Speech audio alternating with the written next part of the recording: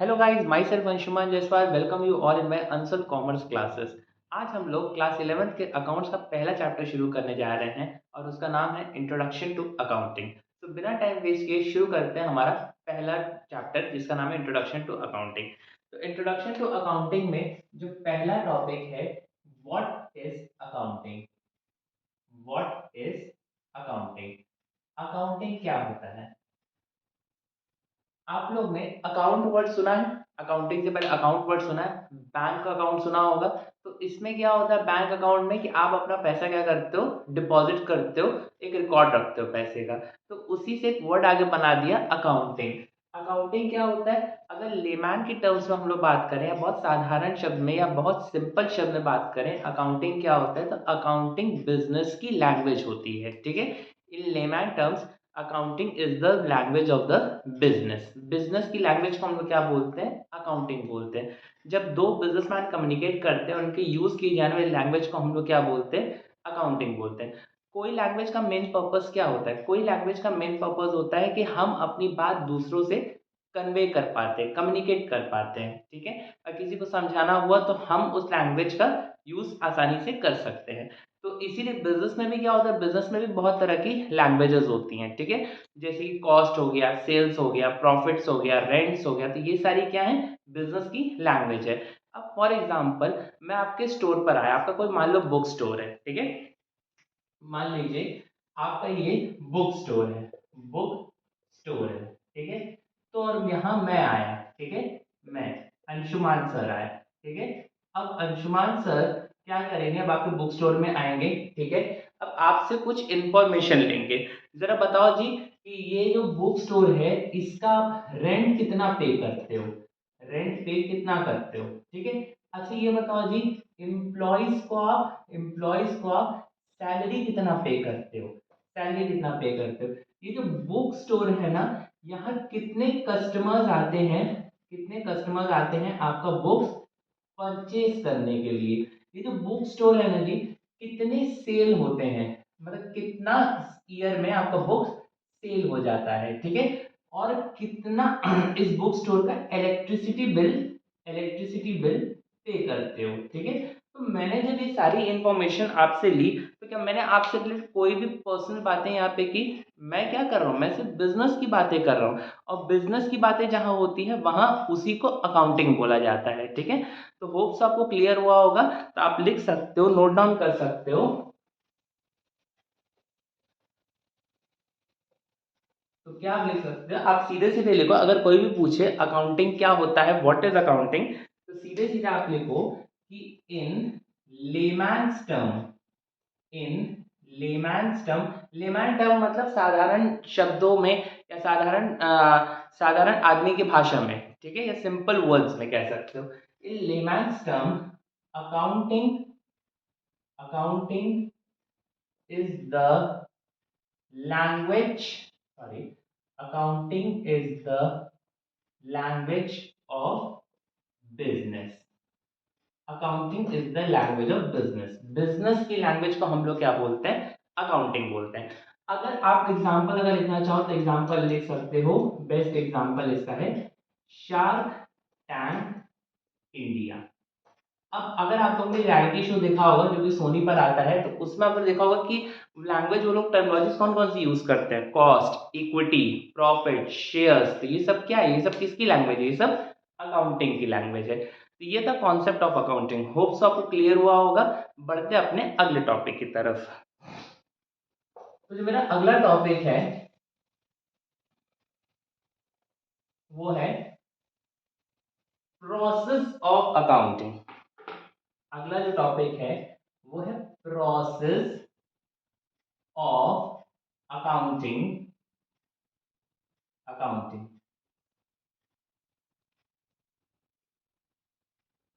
Process of accounting oblique steps taken by business man in doing accounting.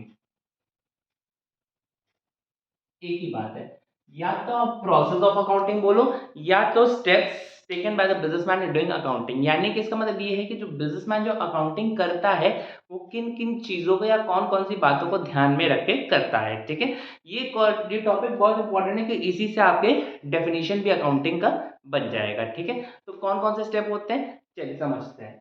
सबसे पहला जो step है वो है identification, identification of transaction, identification of transaction. ठीक है, तो पहला जो प्रोसेस है वो है आइडेंटिफिकेशन ऑफ ट्रांजैक्शंस। ठीक है, जो बिजनेसमैन अकाउंटिंग करता है वो पहला ये आइडेंटिफाई करता है कि उसका ट्रांजैक्शन कैसा है। ठीक है, अब आइडेंटिफाई का मतलब होता है क्या, पहचान करना, पहचान करना या पता लगाना।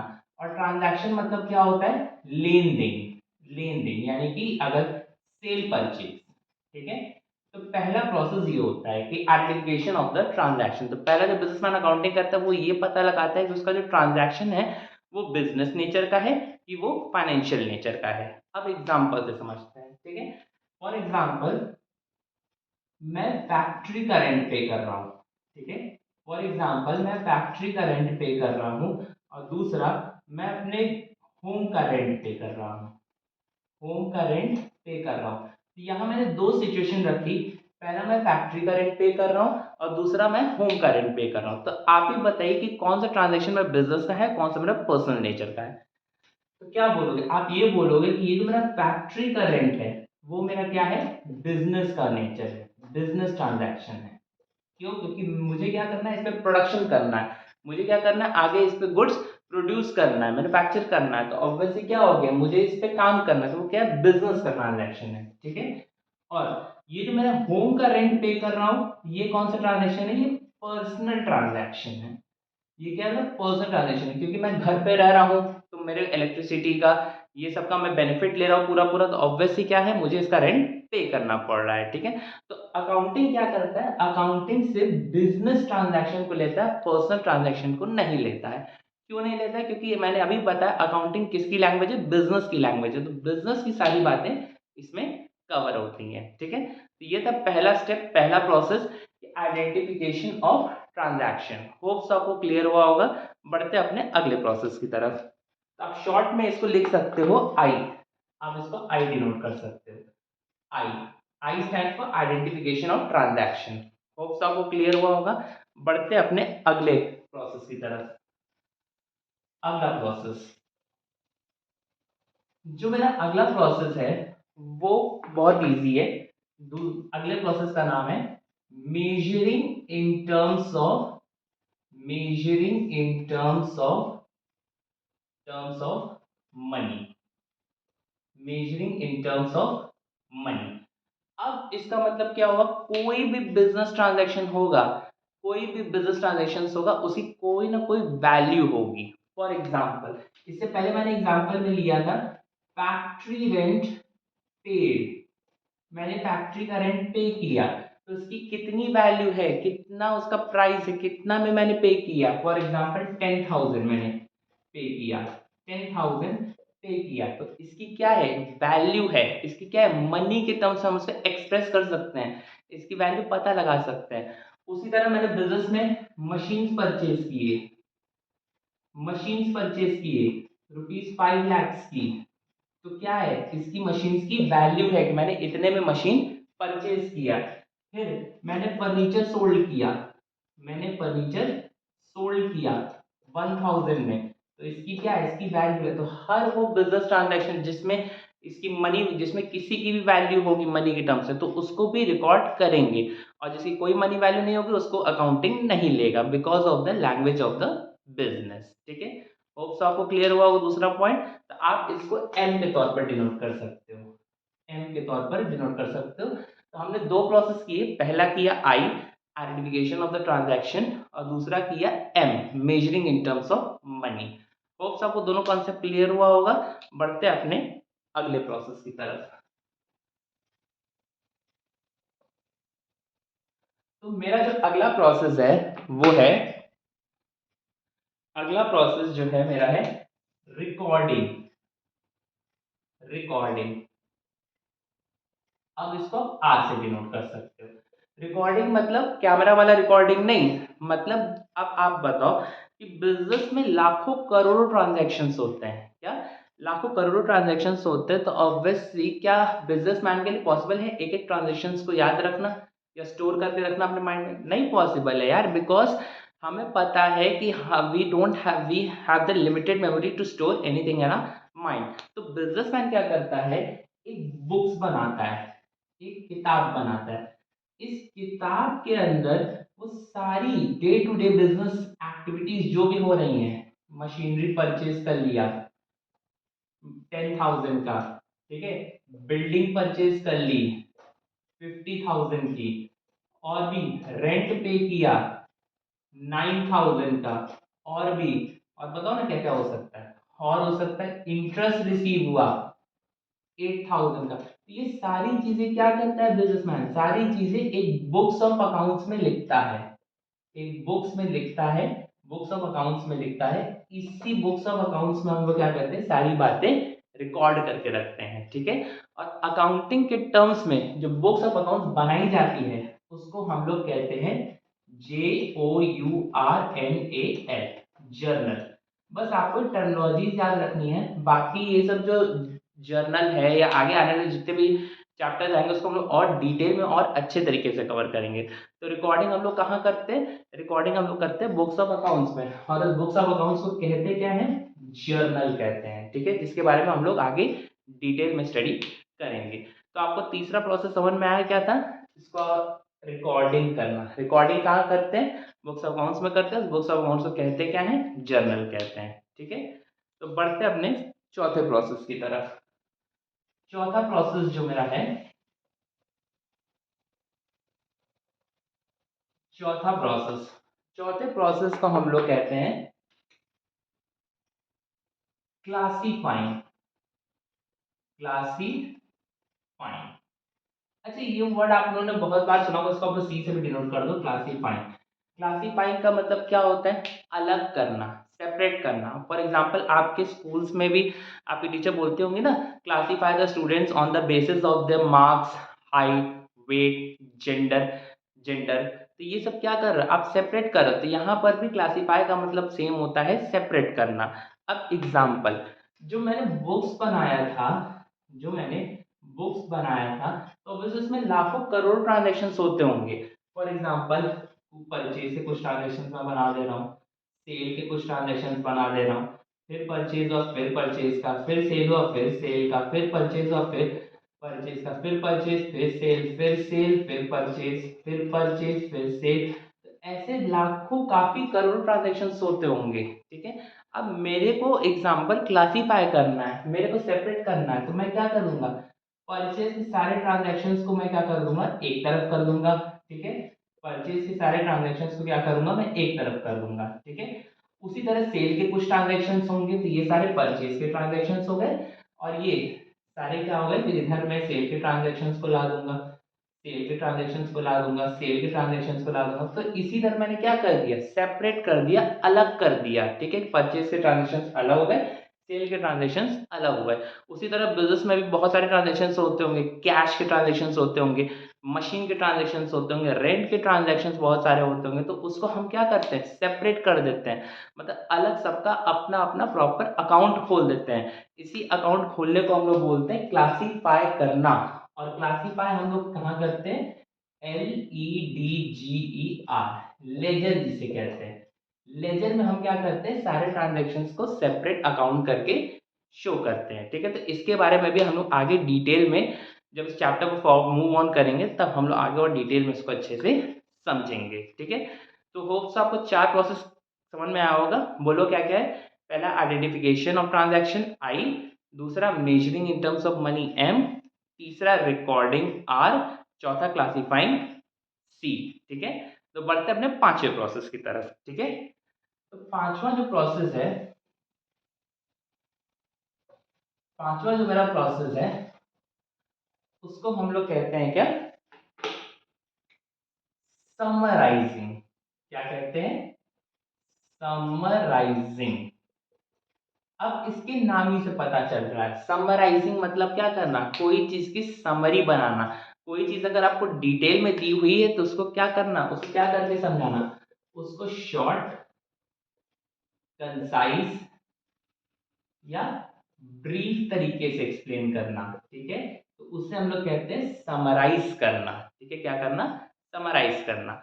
और अब समरी कैसे बनाओगे आप, इसके पहले वाला एग्जांपल जो मैंने लिया था क्लासिफाइंग के लिया था, जिसमें हमने दो क्लासिफिकेशन किए थे, एक परचेज का किया था, एक सेल का किया था। फॉर एग्जाम्पल परचेज मैंने आज 1 अप्रैल है, ठीक है, 1 अप्रैल को मैंने परचेज किया, गुड्स परचेज किए। 1 अप्रैल को मैंने क्या किया, गुड्स परचेज किया 10,000 का, ठीक है। फिर 5 अप्रैल को मैंने फिर गुड्स परचेज किए, कितने के, 20,000 के।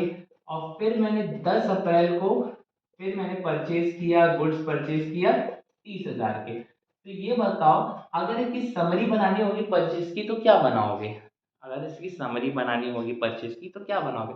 अगर आपको इसकी समरी बनानी होगी तो आप ये बनाओगे कि मेरा जो टोटल परचेज है, टोटल परचेज है वो कितने का है, 60,000 का मेरा परचेज है। कितने का है मेरा, 60,000 का मेरा परचेज है। तो मैंने क्या किया, मैं एक एक ट्रांजेक्शन देखूं, इससे बेटर कि मेरे को टोटल परचेज की वैल्यू पता चल जाएगी, साल भर में मैंने एक्चुअली गुड्स कितना परचेज किया, ठीक है।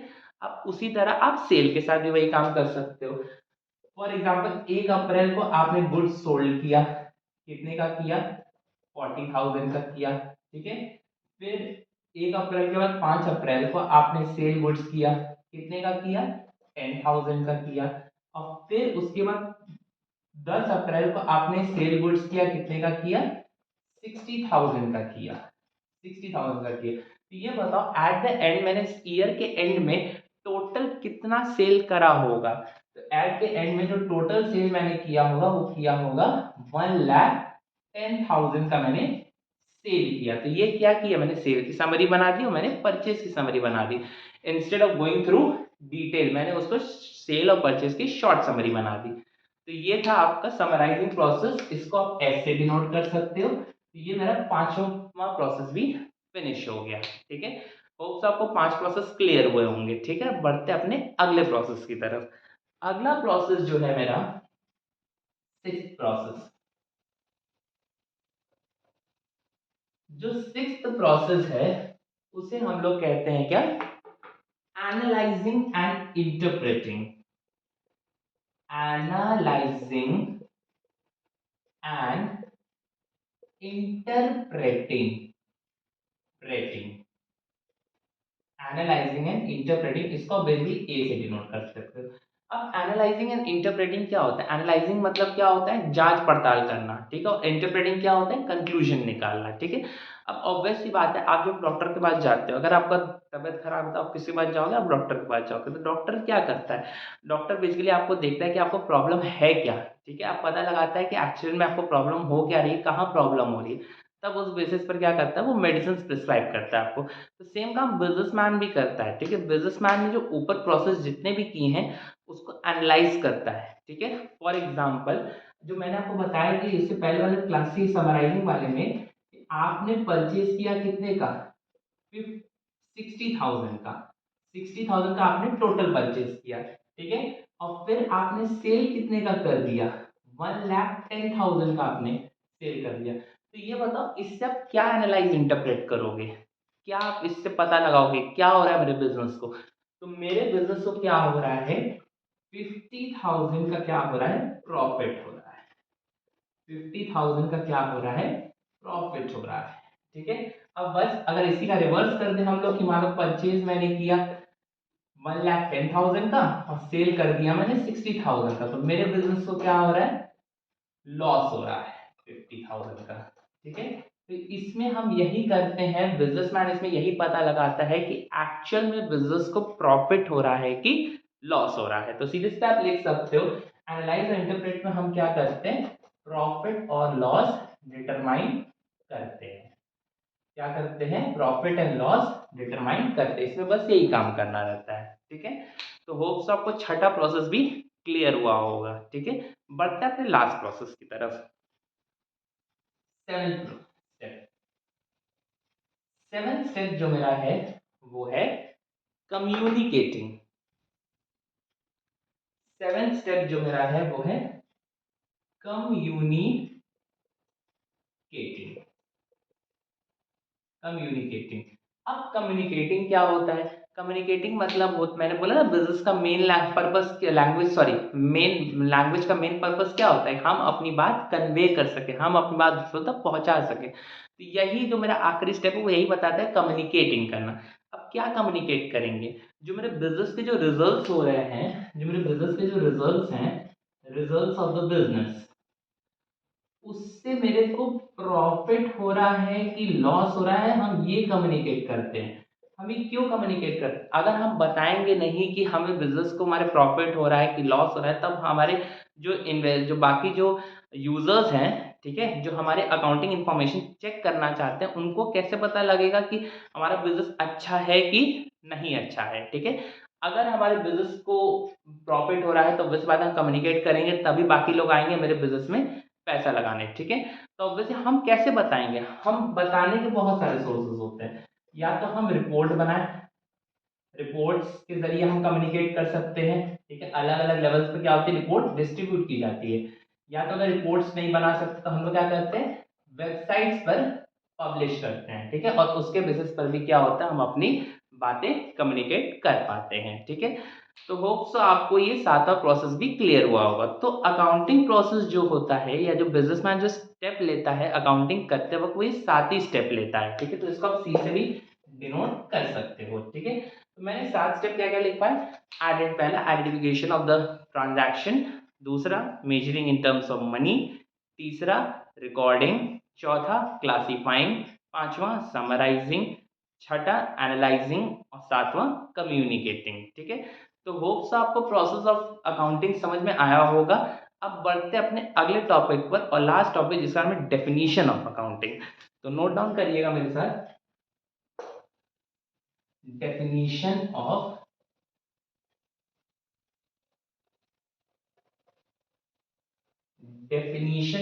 Accounting. Definition of accounting. Definition of accounting. ठीक है, तो अकाउंटिंग की क्या डेफिनेशन है? ठीक है, अभी जो इससे पहले वाला मैंने प्रोसेस पूरा लिखवाया ना, जो मैंने लिखवाया IMRCSAC, ये जो मैंने 7 प्रोसेस लिखवाया ना, आप इसी को डेफिनेशन भी बना सकते हो। ठीक है, ये क्या बोल रहे हो सर? बहुत इजी है, कैसे देखते हैं। तो मैंने क्या लिखवाया था, अकाउंट प्रोसेस ऑफ अकाउंटिंग। ठीक है, तो आप ये लिख सकते हो कि अकाउंटिंग, नोट डाउन करते चलो मेरे साथ, इज द प्रोसेस। अकाउंटिंग क्या है? एक प्रोसेस है। किस प्रक्रिया है, किस चीज की प्रक्रिया है?